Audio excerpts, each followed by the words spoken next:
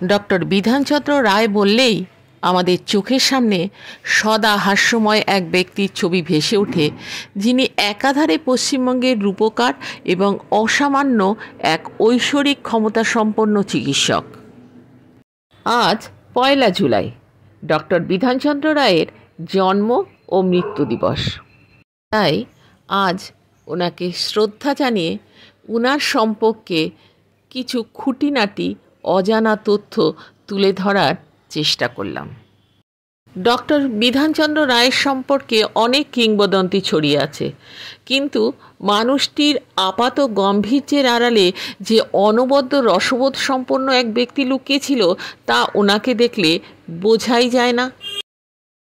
সেরকমই একটি রসবোধের গল্প বলি।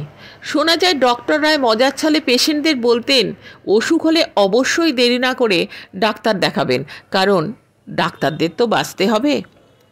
ডাক্তাররা যে ওষুধ লিখে দেবেন তা অবশ্যই কিনবেন, কারণ দোকানদারদেরও তো বাঁচতে হবে। আর ওষুধ কিনে বাড়ি ঢুকেই অবশ্যই ওষুধগুলো ফেলে দেবেন, কারণ আপনাকেও তো বাঁচতে হবে। কথা শুনেই চেম্বারের সমস্ত রোগী হাসিতে ফেটে পড়তেন। ডক্টর রায় মনে করতেন রোগ সারাতে হাসি খুব জরুরি।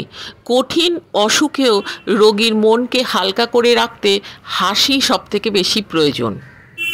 একবার একটি সভায় সরোজিনী নাইডুর পাশে বিধান রায় বসেছিলেন। সরোজিনী তখন বাংলার রাজ্যপাল।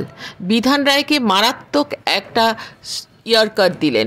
ডক্টর রায়, আপনার তো 50 বছর বয়স হয়ে গেল, অথচ এই বয়সেও কিন্তু হাসলে আপনার গালে টোল পড়ে।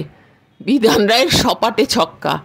আপনারও তো 50 হলো, অথচ এখনও এসব নজর করেন? বিধান রায়ের আরেকটি অত্যাশ্চর্য ক্ষমতা ছিল।